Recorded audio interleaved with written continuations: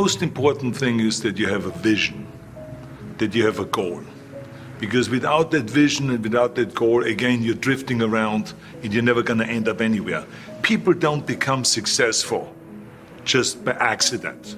You know, I mean, maybe the guy that found gold in California and started the gold rush, but don't count on that. That's the one in a lifetime kind of a situation.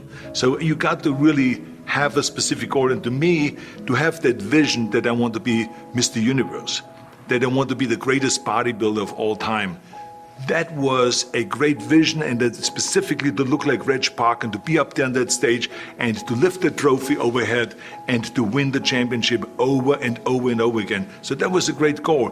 You have to have a goal. Now, it doesn't have to be that specific goal, but it has to have some goal. This is why I always recommend to people, sit down, take your time, and start thinking about, why do you want to work out? What is your goal? And that can be as crazy as it is. It could be, I want to impress girls. If that's your goal, so be it, but it motivates you. It could be that you're emulating a certain, bodybuilder or a certain football player, a certain boxer, whatever it is. Have those pictures put all over the wall like I did when I was a kid. I put pictures of Reg Park and of Sonny Liston, of boxers and of Ali and of powerlifters and weightlifters all over my bedroom, wall.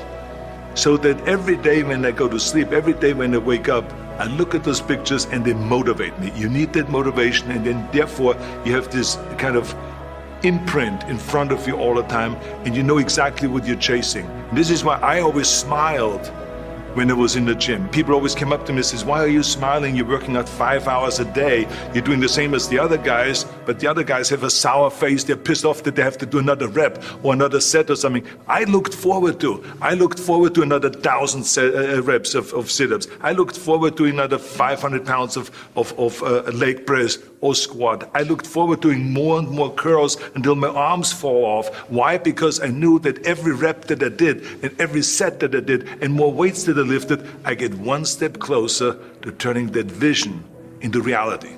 So I was turned on by that. I was excited. I couldn't wait to get to the gym. One of the things of, creating urgency, it can go, one way or the other. Because I remember that when I weighed 245 pounds, and Bob Rafelson, the director of Stay Hungry, said to me that I'm interested in having you come in for a reading and work on your acting and all this, because I'm interested in having you in a movie to star with Jeff Bridges and with Sally Fields. I was delighted about that, and I was excited, and I started pumping up more and more. And then he said, but I don't want you to weigh more than 210 pounds. So I said to him, well, it's funny you come to me and you want me to be in a movie, but I'm weighing 245, 246. I say, I just won the Olympia. I say which was 1974, and I was really at my biggest. And but he demanded that, and he says, look, it's very simple. On the day we start shooting, he says, I'm going to put you on a scale, and if you don't make the 210, you're out, because I have someone else in mind. And I worked on it. I started visualizing myself very clearly as a lean athlete, because that's the only way I could lose that weight and all of a sudden get interested in running more. Because up until that point I ran like 3 miles after training or before training or whatever, but now all of a sudden it was 5 miles, 6 miles, 7 miles, 8 miles, and they even ran mini marathons in order to lose the weight, and I did everything with high reps, and I was watching my diet, what I eat and all those kind of things. But the day before, I remember we were in Birmingham, Alabama. The day before I was at the YMCA with Bob Rafelson. He was swimming and I was working out and I was running. There was a track there and I was running. He says, let's step on the scale. And I stepped on the scale and I weighed 209. So it just shows you what is possible if you visualize exactly what you want to look like. So it can go one way, which is that you can lose weight and get trim and get slim and everything, get the abs out and all this. Or you go the other way and you gain weight because you see yourself big and you see yourself as a winner of a Mr. Olympia or something like that. So it can go either way. But in each case, it was like certain time limits were set and I had to perform, and there was no room for any kind of like, well, I can't get my act together or anything like this, because there's only a certain amount of time. But the key thing again is have the clear vision. Have the specific goal of what you want to accomplish, because then you never go to the gym and you say, the day I feel down a little bit, I don't know what it is all about, I don't know my life, I'm confused. No.